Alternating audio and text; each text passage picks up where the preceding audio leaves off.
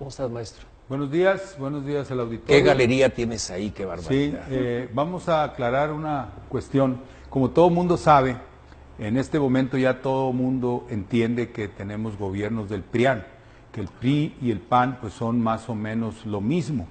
Lo que vamos a tratar de aclarar en esta ocasión es por qué. Es decir, por qué dos partidos aparentemente tan disímbolos son o han venido haciendo lo mismo desde que tomaron el poder en 1983, diciembre del 82 para ser más precisos, cuando, como vemos aquí en la segunda imagen, se presenta la famosa crisis de la deuda de México, que en realidad, quiero enfatizarlo, era una crisis general de la deuda de todas, o la mayoría al menos de las naciones del llamado tercer mundo en aquel tiempo. A nosotros nos hicieron creer que era una deuda nada más de nosotros, que López Portillo se había robado la lana y había comprado la colina del perro todos esos cuentos, ¿verdad? Entonces, en realidad estábamos frente a una crisis general de la deuda. En ese momento empieza pues esta sucesión de gobiernos del PRIAN, ¿verdad? Que empieza con Miguel de la Madrid. En ese momento se decide por el plan Brady, ¿verdad? Que es el plan que hizo crecer las deudas, multiplicarlas mediante un truco sencillo.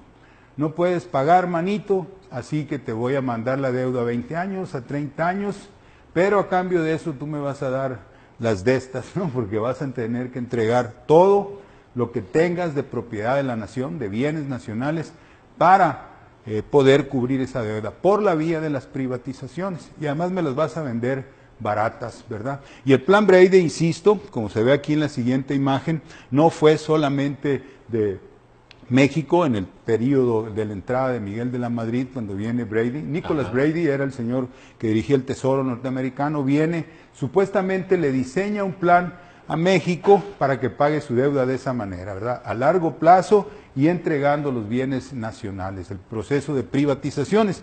Pero, como podemos ver en la siguiente imagen, los planes Brady se dieron por todos lados. En Argentina también implementó su plan Brady. Ahí está Menem. Ahí está Carlos Menem, ¿verdad? Este es Brady. Y bueno, pues allá también hicieron un plan para pagar una deuda que no podían pagar. Era una crisis general de la deuda que, insisto, a nosotros nos hicieron creer que era nada más problema de México y del malvado de López Portillo que se había llevado la lana. Aquí en la siguiente imagen vemos pues cómo empieza ya el proceso de someter a México a los dictados del plan Brady. La primera cuestión fue la entrada de México al GATT y la pérdida de la soberanía en materia de planeación económica, sobre todo en la protección al campo. Con el GATT, a la entrada al GATT se firma que México ya va a empezar a dejar de proteger su producción de alimentos, que era lo crucial, lo básico, ¿verdad? Donde se pierde, si no tienes comida, pues no tienes soberanía, no tienes autonomía de ningún tipo.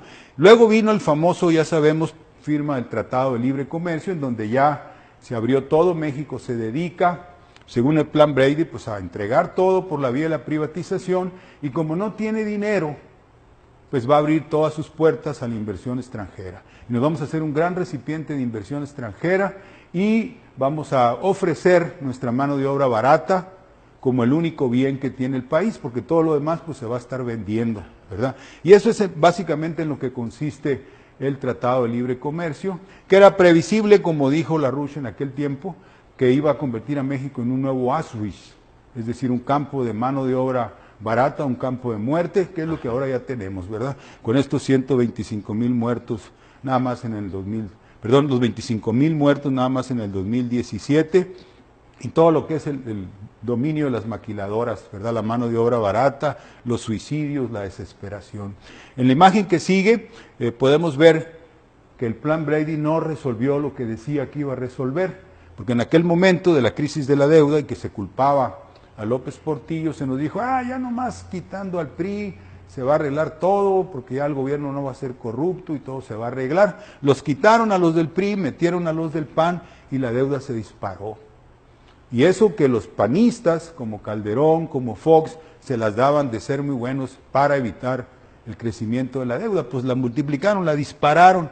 Pasamos de los humildes 85,000 millones de dólares que debía López Portillo a los casi 500,000 millones de dólares que se deben en este momento, ¿verdad? Así que no se resolvió el problema de la deuda, se disparó, ¿verdad? Y es lo que han administrado estos gobiernos a partir de la entrada de Miguel de la Madrid. La imagen que sigue, luego vino las privatizaciones, todos sabemos lo que la nación entregó, todos lo sabemos de memoria, Mexicana, por ejemplo, los ferrocarriles, Pemex ahora, la Comisión Federal de Electricidad, que la van vendiendo en pedacitos, ¿verdad? Telmex, que se entregó de un jalón a Carlos Slim y crearon este millonario, y Mevisión para los Salinas, que son súper privatizadores, pero se hicieron de una televisión del Estado.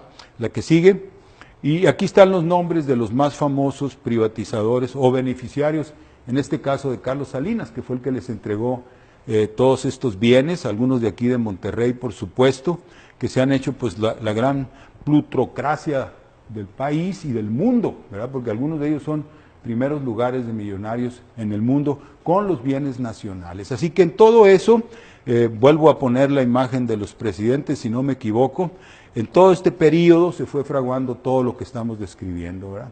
Así que por eso se parecen, por eso son iguales, por eso coinciden en todo y por eso los hemos visto actuar ya conjuntamente en los últimos años, ¿no? Sobre todo con las reformas estructurales, en donde Calderón es bien amiguis, ¿verdad?, de Peña Nieto, ya han aprobado todo y ahorita traen un plan también pues para poner a este señor Mide en la presidencia, porque eso es lo que necesitan, darle continuidad a este proyecto, aunque debemos aclarar, ya no hay nada que vender y la deuda está disparadísima. Ya no queda nada. Ya no queda nada que vender, de Pemex pues ya en las últimas licitaciones se entregaron todo, así que cuando ya no hay salida pues se va a tener que pensar de otra manera, quizá, ¿verdad?, ser como hizo Juárez, que en un momento dado dijo, 1862, la nación, ya no queda nada de la nación, si sigo pagando la deuda voy a perder hasta la propia existencia de la nación mexicana, así que suspendo el pago de la deuda, que fue lo que Juárez hizo 2 veces, ¿verdad?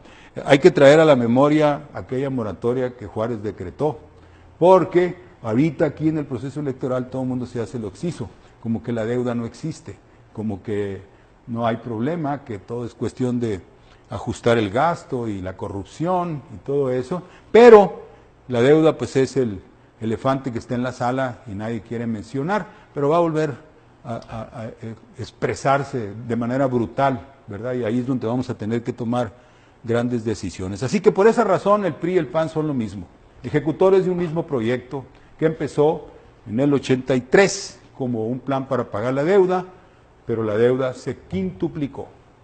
Sabe que revisando la hemeroteca del Porvenir, 1980, recibía López Portillo el honoris causa en Francia y ahí hacía declaraciones contra la amenaza de las transnacionales. Es decir, todavía se conservaba ese asunto de la soberanía de México, de la economía mixta, del no envilecimiento del mercado.